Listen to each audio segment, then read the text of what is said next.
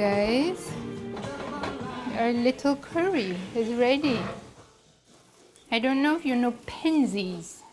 Penzies seasonings are like Ahmad's favorites. I learned from Ahmad since he's the chef of the family.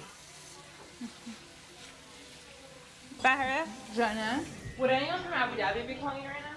can you answer it? I mean, Was it 4-4? No. Okay. Because 4-4 is Baba. Sometimes with a calling card. Although it's an odd hour for anybody to call from the Middle East, of course.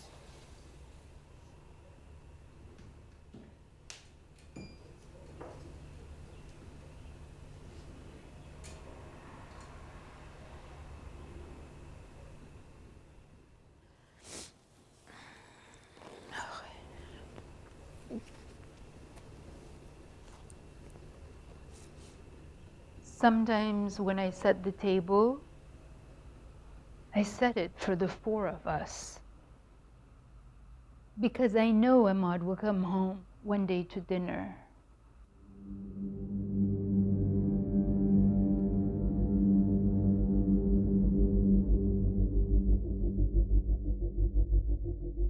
Five Americans are being held in prison by Tehran as human bargaining chips, among them Imad Shargi. Authorities in Iran arrested a United States citizen. He and his wife of 32 years decided to visit Tehran. 15 secret police stormed their apartment at 2:30 in the morning and took Imad to Tehran's notorious Evin prison. Iran was opening. Both our daughters were in university. We were empty nesters. And we thought, we've lived in DC all our lives. Why not go and just visit? My fellow Americans, today I want to update the world on our efforts to prevent Iran from acquiring a nuclear weapon. I am announcing today that the United States will withdraw from the Iran nuclear deal. He talked to me once and talked to Ari once for those entire 8 months, and it's also hard because the calls are being monitored. I had to speak to him in Farsi. My Farsi is obviously not good. I was born in America. I've lived here my whole life, so it's hard to express even the things you want to express to someone you love so much.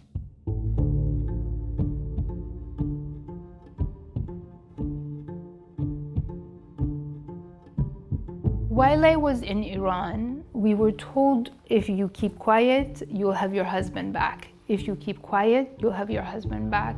And listen, after 8 months, he came out on bail. he got a certificate from the high court saying he was cleared of all charges and he was allowed to come out on bail.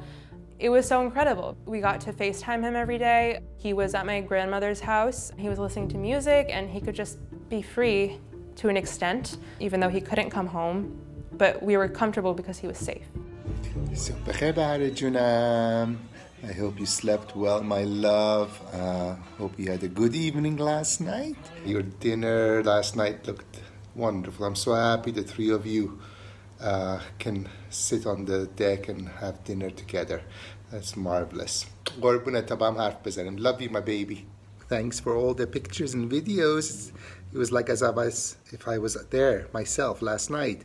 And the sun has just come out, so I'm going to go for a walk. Have a good morning. A month and a half later, we saw his picture on BBC Persia with handcuffs on. That is how we found out he was detained again.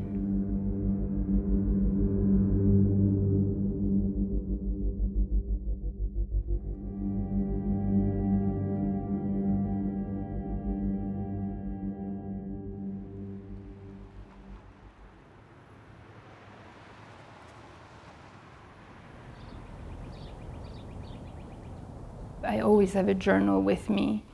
Times when I don't really know what to do, writing helps me release.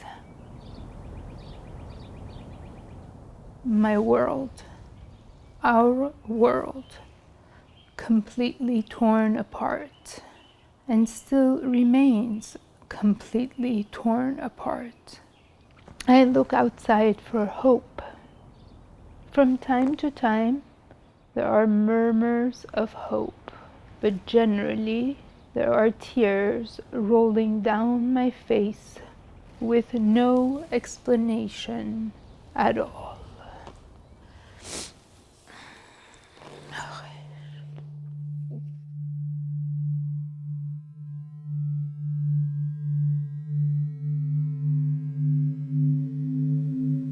That is when I went to the State Department to say, my husband is an American citizen.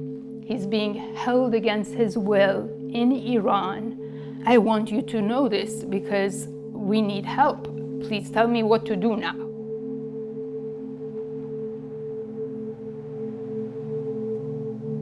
A while back, we finally had the whole family come in together, and we gave them a pretty fulsome brief on what we were trying to do and what the status of Ahmad was at the time.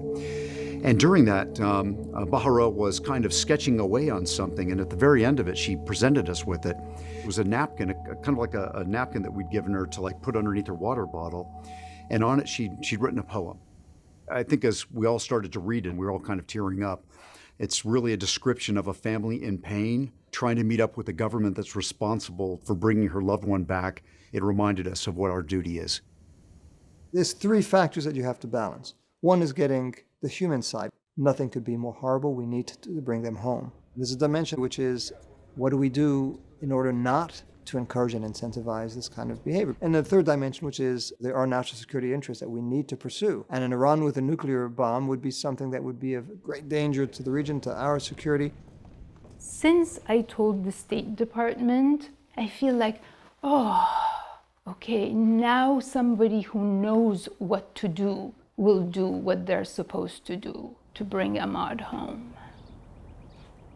Hi, Mr. Bellinger. Hello. Hey, guys. Hi. Hello. We did speak with him yesterday, but we also spoke with him the day before yesterday when he called from the public phone. Our mom was like, we're worried about you. No one's seen you in 5 months. We want to see your face. And then he was able to call on like FaceTime. Has mother shown? That's terrific. That must make you all so excited. I'm concerned about this move from his old cell to the new cell. We'll have the U.S. government file another complaint about these conditions. He said, you know, Bahare, I've been in these rooms for a total of 1 year now.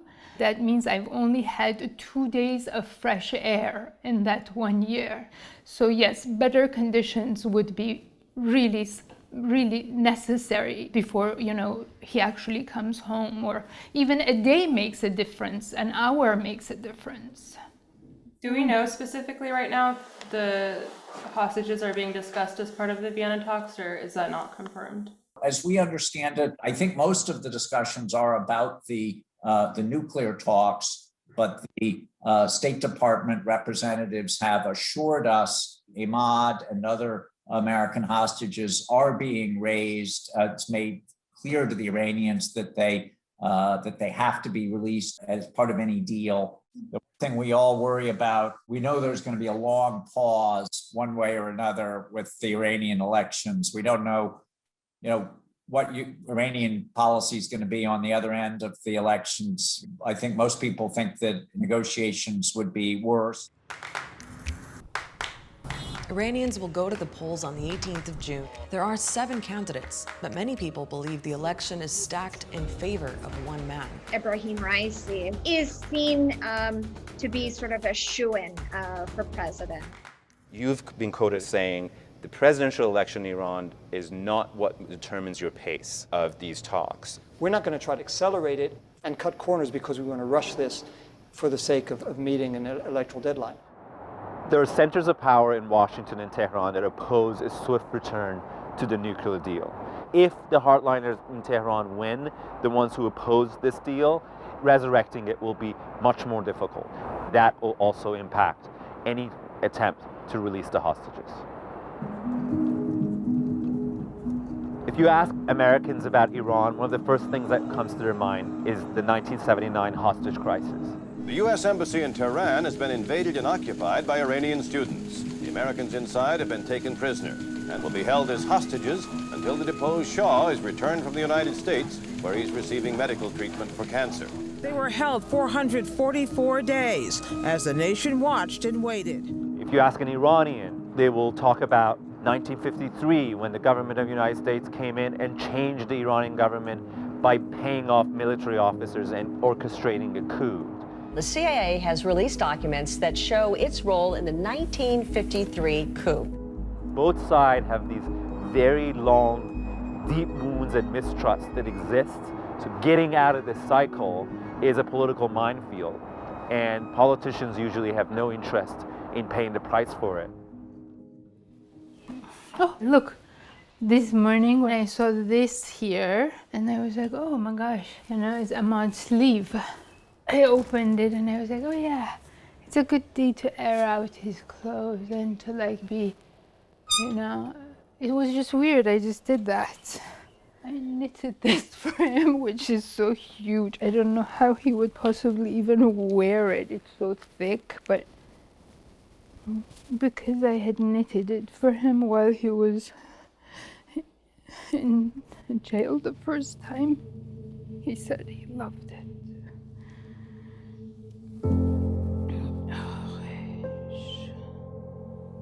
It seems like there is a sense of urgency to make something happen before the elections in Iran in June.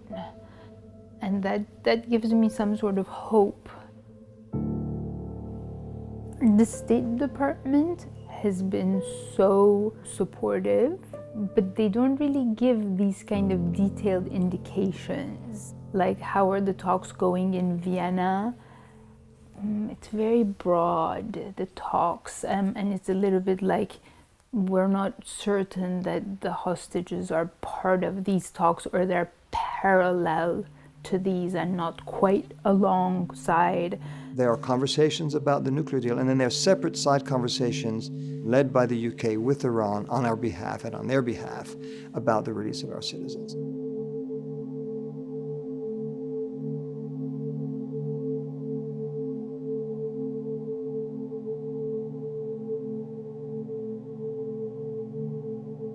We set up a channel with our envoy for the counter-ISIS campaign to talk directly to people that reached into the Iranian Revolutionary Guard so that we might have a better opportunity of securing the release of these Americans.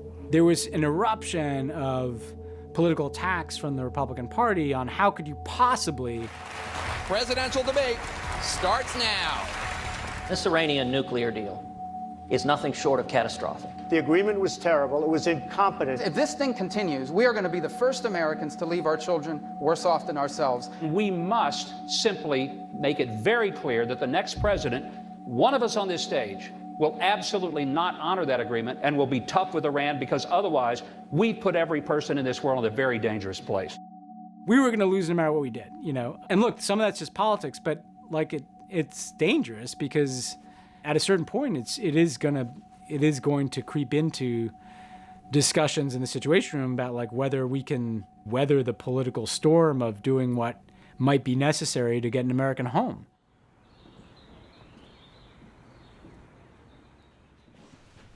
Yeah, go say, Olive, you're graduating too. Hopefully we'll all celebrate together when Baba comes home. Yes. I was a sophomore when he was in prison and we weren't able to tell anyone. Love you. Okay, you don't have to cry. Bye. Bye. Bye, Olive. Thank you. The hardest part about people not knowing, it was just talking to other people just like normally and feeling like I have this like huge weight on my life. My relationships struggled during that time. Heaven Sharky.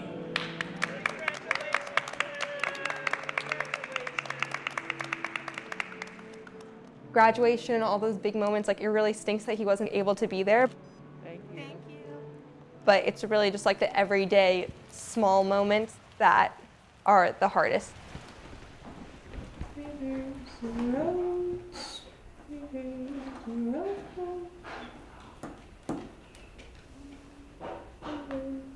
Here, see?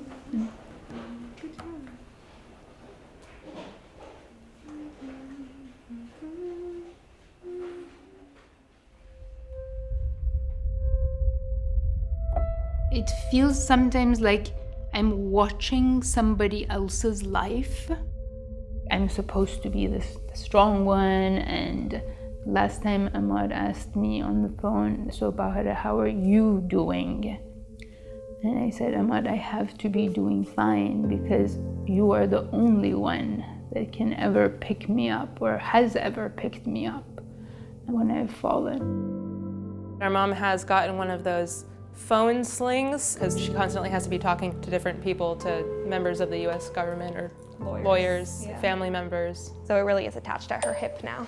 آقای اسماعیلی بهاره امید حضور هستم امیدوارم که خوب باشی. There's cautious optimism about the progress of talks aimed at bringing the United States back into the nuclear deal. Tehran's been negotiating with 5 powers that remain in the agreement in Vienna. The Biden administration was not really in a huge hurry. They didn't want to make unnecessary concessions in order to get a deal.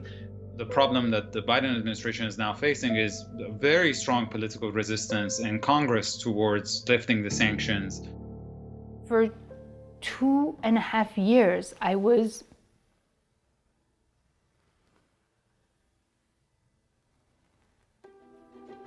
we as a family have decided to talk about Ahmad's case because, well, guess what? This didn't work.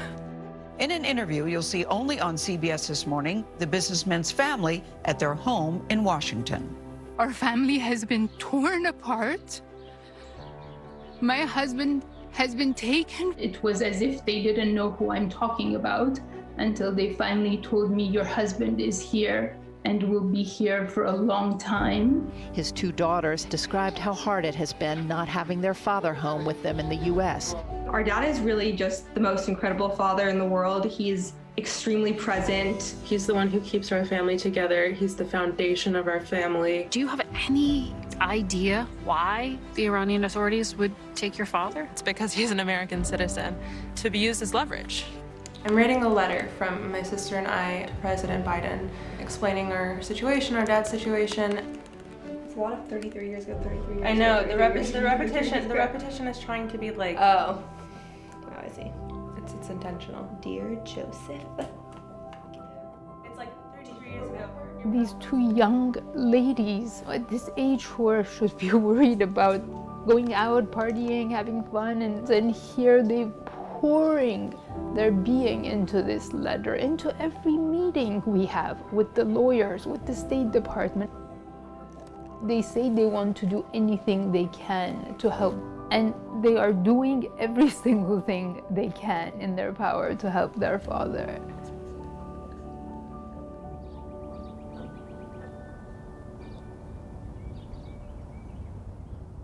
This morning, there are reports that the Iranian government has agreed with the West to release some detainees. What can you tell us about that?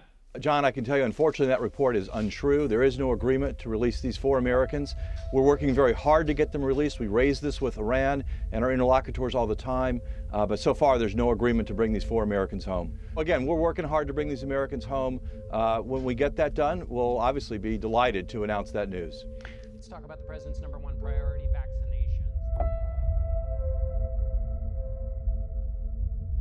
I think we were hoping by going to the State Department, by going to the media, that I wouldn't be here now, you know?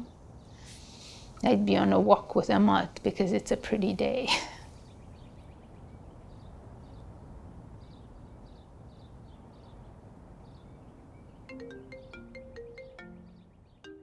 Ahmad, ببین همش تو میری هالیدی کمپا.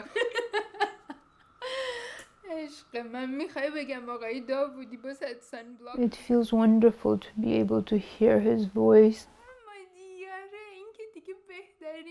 I want to hang on to the closeness that I feel when I speak to him.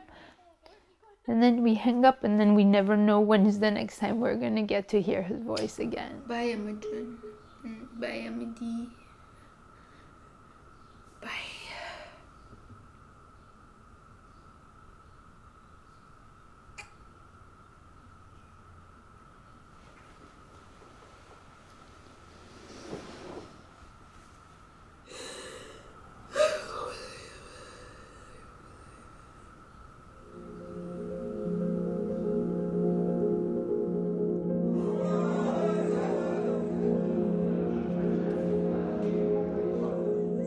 shocking footage filmed on Iran's election day shows Iranian expats being attacked outside polling stations up and down the UK.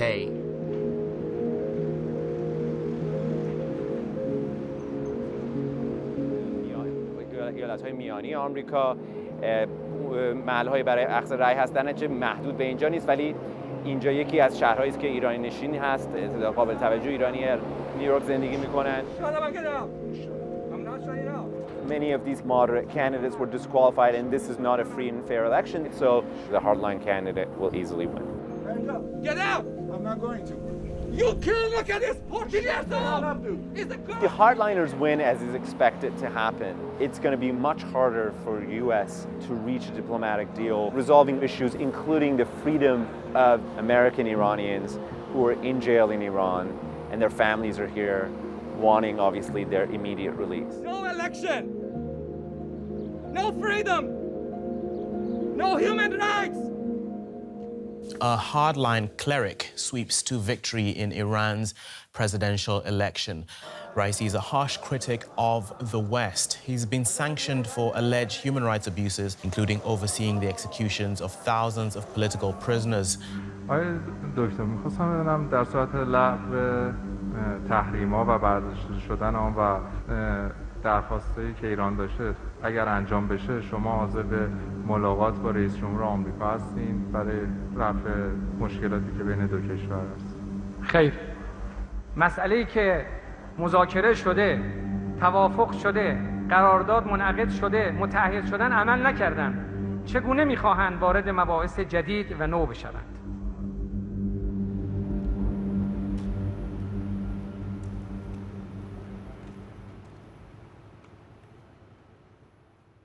We haven't heard from Ahmad for 12 days because of the elections. The internet phone company that he used to call from was down. And then we hear from the other hostage families that they speak to their loved ones daily. So you just kind of start thinking a bunch of stuff. We've not had a round of negotiations with Iran since very shortly after the election. We don't want to leave any of the unjustly detained Americans behind. And that is independent of our nuclear negotiations.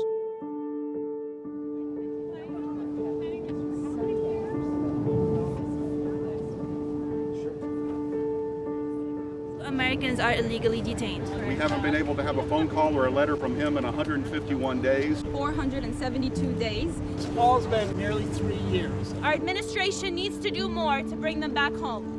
No Americans left behind! No Americans left behind! No Americans left behind!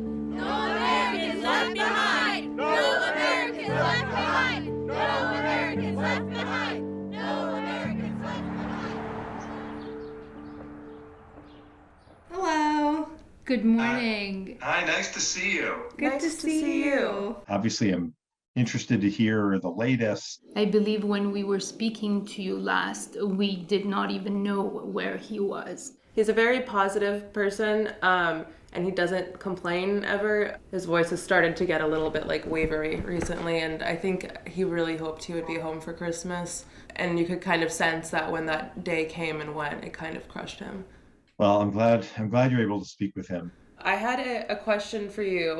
What kind of roadblocks have you been facing in your advocacy work in kind of getting other members of Congress to kind of pay attention to this and the public? There's not a member of Congress who doesn't believe that we should be focused on bringing home every American who is being held hostage and is wrongfully detained. It's more an issue of making sure that this is a priority for my colleagues. We can remind people that now it's the law of our country that this is a priority for the administration, that there is a whole of government approach that the House, Senate, and executive branch are all going to be focused on working with families and then negotiating with other countries who are holding Americans to make sure that they all come home. I would love to let you know that really we've had great support, great contact, but as we can see, we are here with you now, and so it means Ahmad is not back home. I appreciate your saying that. I think it's really important. Ultimately, are there limits on what we can do? Sure. Like there's not, we're not going to lift all sanctions on Iran for them to return hostages. That's not realistic. Are there lots and lots of creative things that we could do and ways that we can approach this? And we ought to be thinking about all of it. New negotiations began in Vienna today. Iran's president said the lifting of sanctions is non-negotiable. U.S. officials are now saying that Iran's nuclear capabilities are too advanced to even restore a key goal in the original deal. At this point, we seriously have to ask, what exactly are we trying to salvage? Iran hawks in D.C. are capitalizing on this moment, pushing the hopes for any deal further into oblivion by arguing, what's the point of even having one? The release of the Americans and third country nationals who are being unjustly detained in Iran is a top priority for the United States.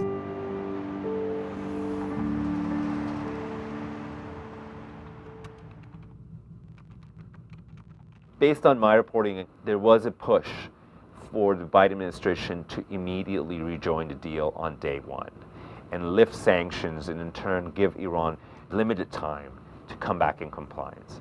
And every signal that we got from Tehran was that they were very happy and ready to do that instead of now being drawn out in this complicated negotiations that may fall apart with a team that is less willing to compromise. And remember, much of the advances of the nuclear program had not even happened in the first months of Biden administration. Oftentimes London says, can you get your technical person to do this and that? I just have to remind them that there's one technical person here, and that's me. Nobody else is here.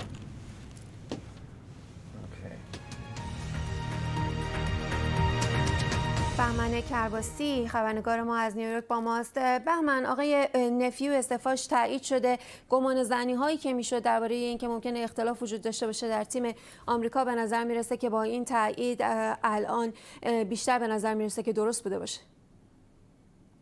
باید اول یادمون باشه که آقای نفیو حتی در برنامه‌های مختلف BBC فارسی که شرکت میکرد همیشه از حامیان برجام بوده و مخالف خروج آمریکا از اون، ولی به هر حال واکنشی هم که بهش وجود داشته از سوی مخالفین برجام و جمهوری خواهان در این 24 ساعت همین بوده است که ببینید تیم مذاکره کننده داره بیش از حد انعطاف نشون میده و حتی آقای نفیو هم ازش خارج شده. Okay. One question, short and sweet.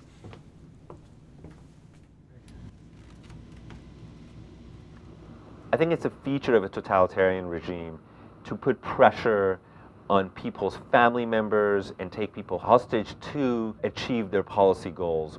And I can tell this from my own personal experience where my family was harassed.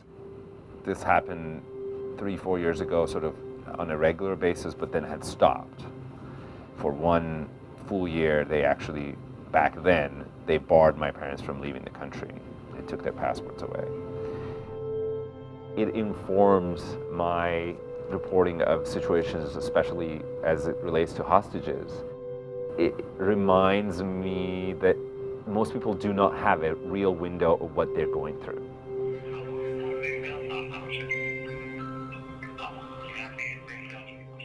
Mom and I watched a good movie last night. It was Paul Rudd, like, you know, the one that plays Phoebe's boyfriend in Friends. And then I always make the tacos with turkey meat.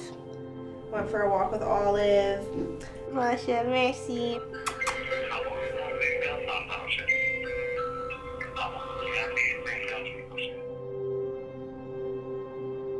Bye. Hear the phone hanging up at the end, which is always weird. The practice of holding people hostage for some gain is as old as mankind itself and as widespread as is the existence of undemocratic governments. You know, we have to come up with something that's going to make them want to release those hostages. And that's never an easy task for any negotiator.